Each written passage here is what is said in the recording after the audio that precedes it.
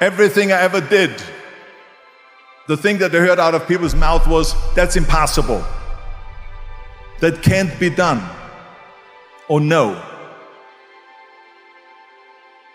Imagine, you go from studio executive to studio executive, from agent to agent, from manager to manager, and they all said exactly the same thing. Now that's very encouraging, isn't it? But you know something? I didn't give a shit. Because I believed that I can be a leading man. I believed that I could be another Clint Eastwood, or another Burt Reynolds, or another Warren Beatty, or whatever those characters were, Charles Bronson and so on. I believed that I could be those people. I said, there's enough room on that ladder that I can fit up there. And I looked back again and learned from what I learned in sports. In my case, in bodybuilding. It's all about the hard work that you put in. I said to myself, in bodybuilding, I worked out 5-6 hours a day. I'm going to do the same thing now for acting. So whenever someone said to me, it can't be done, I heard it can be done. When they said no, I heard yes. And when they said it's impossible, I heard it is possible. Because I am a strong believer. Well, I'm going to be the one, I said to myself, I'm going to do it and I'm going to show it to them. Maybe it has never been done before. That's perfectly fine with me. But I'm going to do it. And I did not listen to the naysayers. So people always ask me, when they saw me in the gym in the pumping iron days, they said, why is it that you're working out so hard? 5 hours a day, 6 hours a day, and you have always a smile on your face. The others are working out just as hard as you do, and they look sour in the face. Why is that? And I told people all the time, I said, because to me, I'm shooting for a goal. In front of me is the Mr. Universe title. So every rep that I do gets me closer to accomplishing that goal, to make this goal, this vision turn into reality. Every single set that I do, every repetition, every weight that I lift will get me a step closer to turn this goal into reality. So I couldn't wait to do another 500-pound squat. I couldn't wait to do another 500-pound bench press. I couldn't wait to do another 2,000 reps of sit-ups. I couldn't wait for the next exercise, for the next half hour of posing and all the kind of things that you have to do to be a champion.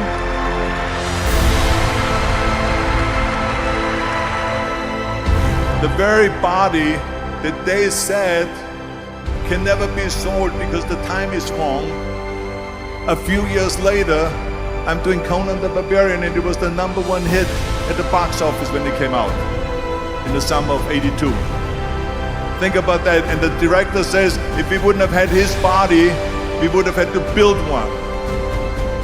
I mean, think about it. And I was just not visualizing just my exercise, but I was really lifting the trophy over my head. That's what I was thinking about. And with the age of 20, I went to London and I won the Mr. Universe contest as the youngest Mr. Universe ever. And it was because I had a goal.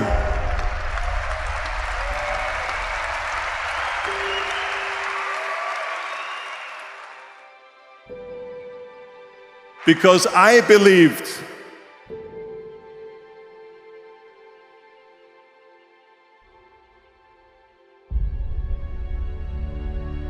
.74% hate their job in America.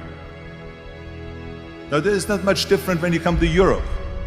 The majority of people don't like what they're doing because they're really not doing it because they didn't have a goal and they followed this goal. They just aimlessly drift around, and then all of a sudden there's a job opening, so they get that job because you have to work. But then when you work, it's a chore. It's work. It's not fun. So if you think about, only a quarter of the people really enjoy what they're doing in life. That is unbelievable if you think about it. So I felt so blessed that I knew what I was doing. It's like a medical student that studies and knows he wants to become a doctor. You know where to go.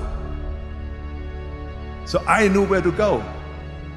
You see, if you don't have a vision of where you go, and if you don't have a goal where you go, you drift around and you never end up anywhere.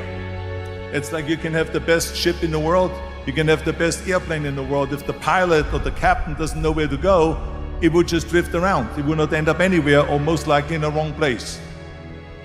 And I didn't really like Austria when I grew up. I couldn't wait to get out of there. I couldn't see myself becoming a farmer or a worker in a factory or anything like that. Even though my parents wanted me to stay there and have a normal life. But that was their vision, not mine. My vision was totally different. I felt that I was born for something special, for something unique, for something big. Do you know how great it felt that I knew where I was going? Imagine the majority of people don't know where they're going. I knew where I was going. So it was just a question of how do you do it? I ask a studio executive, I say, I want to get into movies. I want to be a leading man. He started laughing. So they all say it's impossible. I said, why is it impossible? He says, because look at how big you are. You weigh 250 pounds. And then they told me, he says, and your accent, even if you reduce all your body weight and everything and have a normal body, your accent. He says, no one in Hollywood ever has become a leading man that had an accent. Doesn't happen. They said, no, you see, it's impossible. And plus your name who can pronounce Schwarzenegger or something like that. No one can pronounce that, so forget about it, Arnold. This is the kind of thing that I heard. It's all about the hard work that you put in. I said to myself, in bodybuilding, I worked out 5-6 hours a day. I'm going to do the same thing now for acting. Accent removal, acting classes, and all of this stuff, all day long. I worked and I worked and I worked.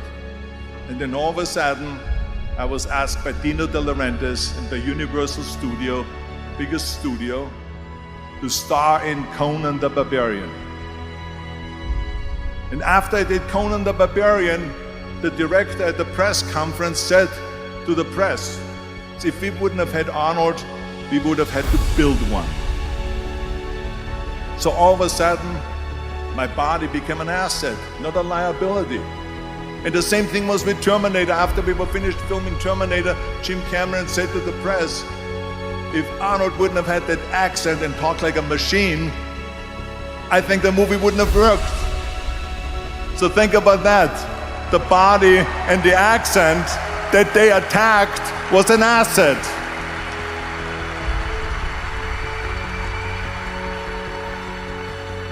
But I didn't listen to those losers. I didn't listen to them at all. Because that's exactly the way it was in politics again, when everyone said no, no, no, and it can't be done. And I became governor of California, and this is with everything like that. This is just the reality of it, is that you cannot listen to the naysayers. So this is a very important lesson for all of you. So when someone says, no, this is a stupid idea, you in your mind, you don't have to say it, but in your mind just say to yourself, you know. What do you know?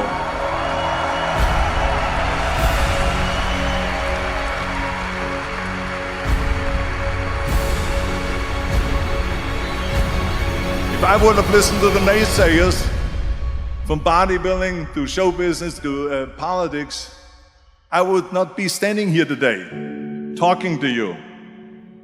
I would be in Austria in the Alps, yodeling. That's right. I would be in Austria, still left, yodeling. That's what I would be doing, exactly. So this is why I say don't listen to the naysayers.